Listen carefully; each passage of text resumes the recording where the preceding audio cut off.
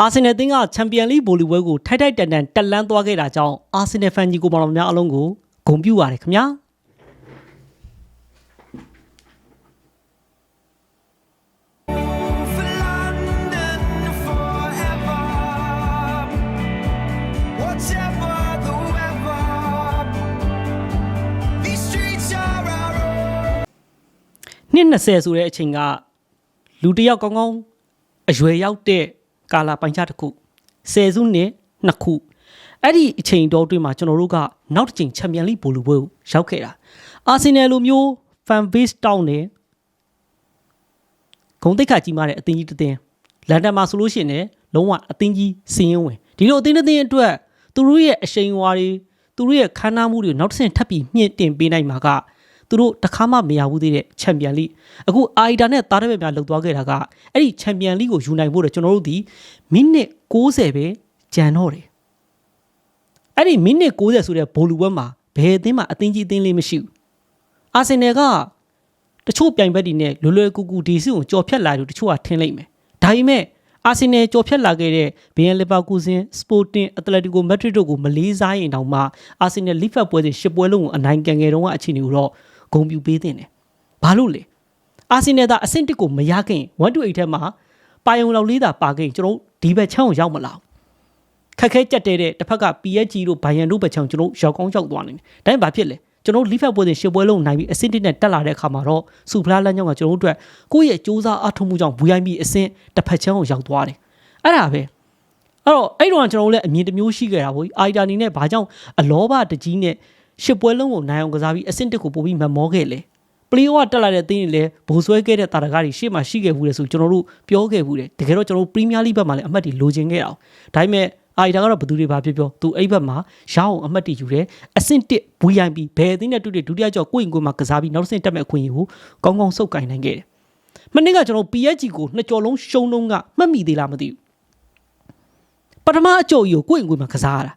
ာတသိန်းနဲ့သိန်းသွေးတိုးဆန်းတဲ့အချိန်မှာကိုကကောက်ရှုံးသွားဟာငါတို့နိုင်ဖို့လိုအပ်ပါတယ်ဆိုတော့ဒုတိယကြော်မှာပါရီမှာသွားကစားရအောင်သေပြီလေဒီရာဒီမှာတော့ဒီလိုမဖြစ်တော့ဘီယန်လီဗာကူဇင်နဲ့စပြီးတွေ့တဲ့အချိန်နောက်ပြီးတော့ကျွန်တော်တို့ဒီမဲခွဲတဲ့လမ်းကြောင်းတစ်လျှောက်ကိုကြည့်လိုက်တဲ့အခါမှာတော့ဟာငါတို့ရဲ့အားသာချက်ကဒုတိယကြော်အိမ်ဝင်မယ်တကယ်လဲအဲ့ဒါကိုကောင်းကောင်းလေးအသုံးချနိုင်ခဲ့တယ်အာဆင်နယ်ဒီယာဒီချန်ပီယံလိရရင်ဒါကလီဗာပူးပွဲစဉ်မှာအဆင့်1ရအောင်စူးစမ်းပေးခဲ့တဲ့အာတီတာရဲ့စွမ်းဆောင်ရည်ကျွန်တော်တို့အတိမတ်ရှယ်ကိုပြုရပါမယ်အဲ့အတွက်ကျွန်တော်တို့ကဒီဘိုလ်လုပွဲကိုရောက်သွားခဲ့တာဖြစ်တဲ့တစ်ဖက်ကဘိုင်ယန်မြူးနစ်ပဲတက်လာ PSG ပဲတက်လာကျွန်တော်တို့အနေနဲ့ဘိုလ်လုပွဲမှာကြိုပြီးစောင့်နိုင်သွားပြီနှစ်ပေါင်း20အတော်တွင်းမှာအွန်နယ်တို့မလုံနိုင်ခဲ့တဲ့အခိုက်အတန့်တစ်ခုကျွန်တော်တို့ပြန်ပြီးလှုပ်ပြရတော့မှာအဲ့တော့မိနစ်60အတော်တွင်းမှာဘယ်အသင်းကတော့ဘယ်အသင်းထက်ပိုကောင်းတယ်ဆိုတာမျိုးကျွန်တော်တို့မှာပြောခွင့်မရှိဘူးမှားတဲ့အသင်းကခံသွားရမှာဘာလို့လဲချန်ပီယံလိကောင်းမင်းညွှန်းမဆိုတဲ့အသင်းတွေတက်ဆိုင်ရာလိတွေမှာtop 4 top 5ဝင်နေတဲ့အသင်းတွေပဲဝင်ပြီးပြိုင်နေဒိတ်တိကျဝင်ငွေရအောင်ကြော်ကြားမှုရအောင်ရုပ်တံကြည့်ရှုနှုံးရအောင်ကစားသမားတွေရဲ့ဆွဲဆောင်နိုင်တဲ့အနေထားရအောင်အာဆင်နယ်ကဒီရာဒီမှာပိုပြီး strong ဖြစ်သွားကျွန်တော်မှတ်မိပါသေးတယ်ကျွန်တော်တို့ပထမဆုံးချန်ပီယံလိကိုဝင်ပြိုင်တော့ကဘိုင်ယန်မြူးနစ်ကိုကျွန်တော်ရှုံးပြီးကွာတာထွက်လိုက်ရတယ်အဲ့တုန်းကဘူကာအိုဆာကာကိုနူဟာဖျက်လိုက်တဲ့အလုံးပနတီရတယ်ဆိုလို့ရှိရင်ကျွန်တော်တို့အဲ့လောက်ထိအဲ့ဒီအဆင့်မှာလည်းရက်တက်မလို့စီးဖိုင်နယ်ထိထပ်တက်မှာမနစ်က PSG နဲ့တွေ့တော့ကလည်းကျွန်တော်တို့နှစ်ကြော်လုံးမှာပထမကြော်ပါတီမပါခဲ့ဒီရက်ကြော်ပါတီပါတယ်ဆိုရင်ကျွန်တော် pressure တွေတဝိတစ်ပိုက်နဲ့အဝေးခွင်းစင်ကြယ်ပေးတာမို့နော်ကျွန်တော်တို့စိတ်ထဲမှာကြာရှုံးခဲ့တဲ့အချိန်တွေကိုအသက်တဲ့ထိလုံးဝမှတ်မိတယ်လူတယောက်ကပျော်စရာကောင်းတဲ့အချိန်ထက်ကြာရှုံးခဲ့တဲ့အချိန်တွေကိုတခါလေးကျရင်ပို့ပြီးတတိယနေတတ်တယ်အဲ့ဒါဘာလို့လဲဆိုတော့နာကျင်ခဲ့ရလို့ဒီနေ့အာဆင်နယ်တင်းနေနဲ့တီကိုလွယ်လွယ်ကူနဲ့နိုင်မယ်လို့ကျွန်တော်တို့မျှော်လင့်မထားဘူးဒါပေမဲ့ဒါကငါတို့ရဲ့ကွင်းငါတို့ကဖူအန်ကိုဂိုးပြတ်နိုင်လာခဲ့တဲ့အနေထားမျိုးနဲ့အဲ့ဒီမန်တယ်မျိုးကိုဒီမှာထပ်ပြီးပုံအောပြီးသုံးအောင်ပြီးတော့ဗျာဒီပွဲပြီးရင်ကျွန်တော်တို့ကဘိုလ်လုပွဲကို6လပိုင်းမှာကစားရမှာဂျားထဲမှာပရီးမီးယားလိ3ပွဲအာယုံဆိုင်လိုက်ရင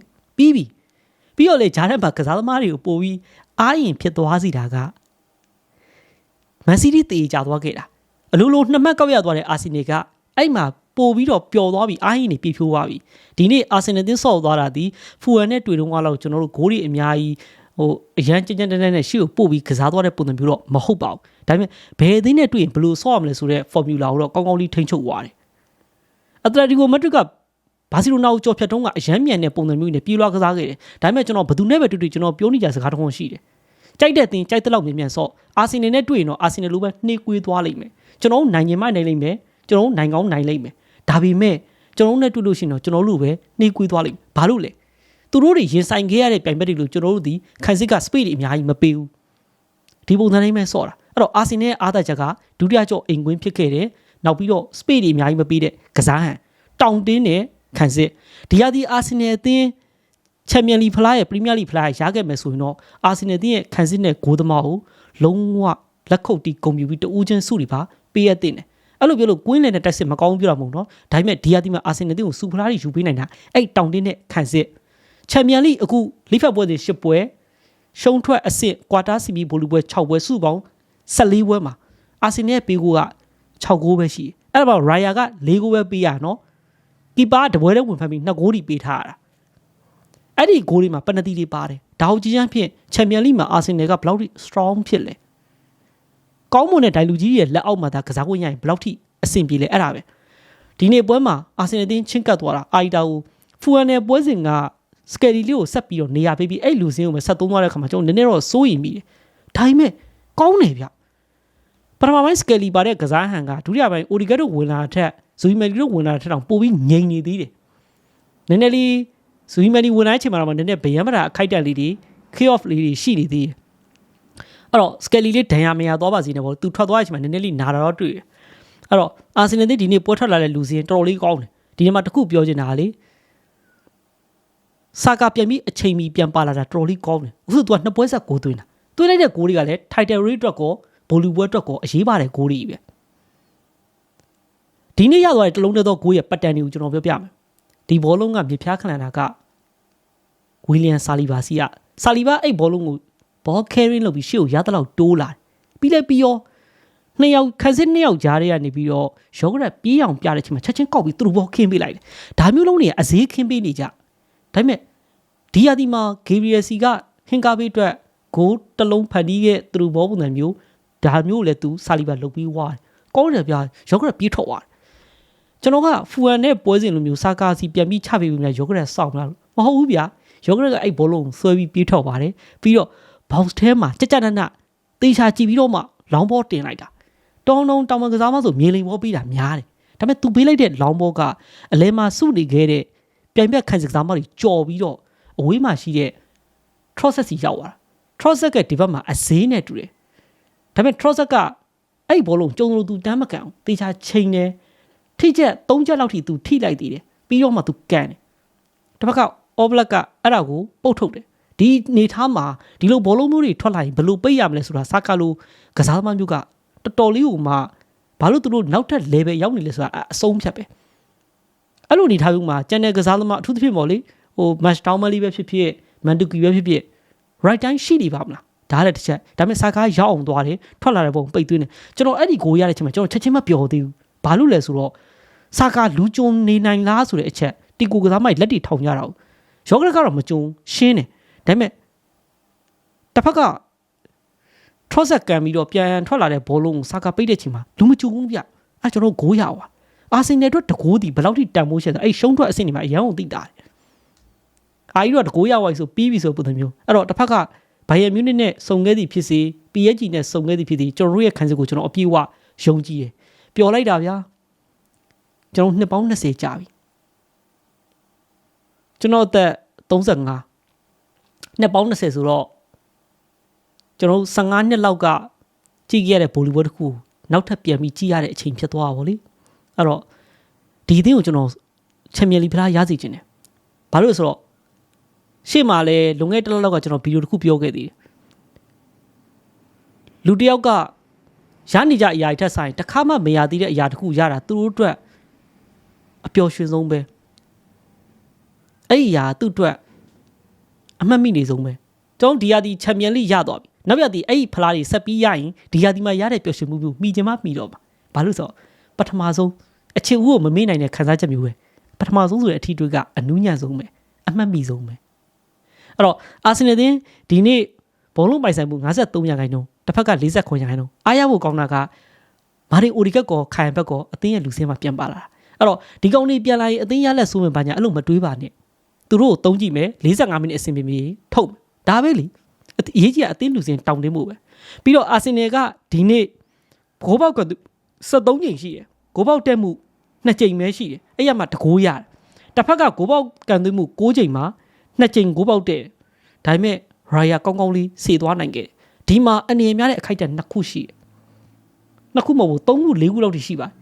ကာလာဖီယိုရီနဲ့ပတ်သက်ပြီးပြောရင်2ခုပေါ့လေကာလာဖီယိုရီကဒီ 1/1 chance မှာ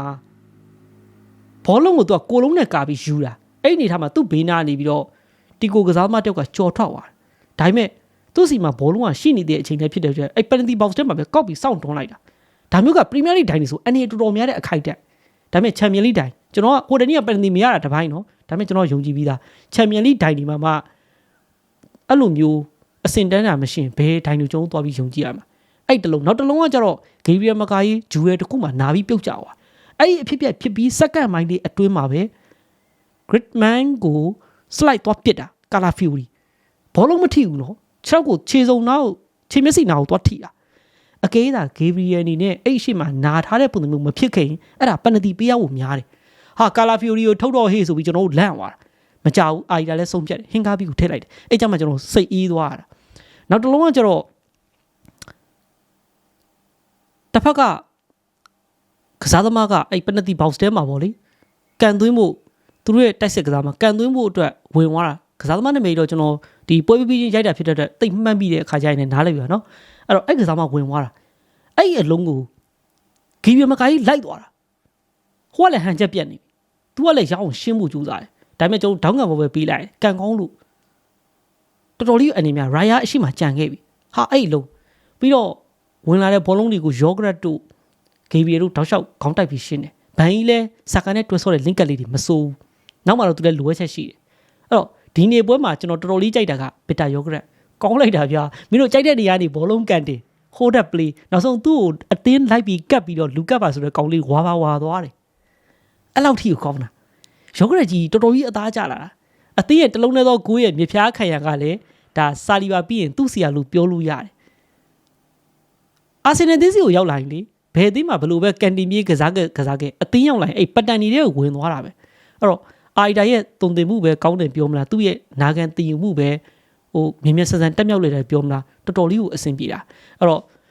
ချန်ပီယံလိညတွေကနေပြီးတော့ကြိုးဆိုပါတယ်တာမန်ပွဲမဟုတ်ပါဘူးဘိုလူပွဲပါကျွန်တော်တို့6လပိုင်းမှာချန်ပီယံလိဘိုလူပွဲကြည့်ရပါမယ်ဘိုလူပွဲကိုကျွန်တော်တို့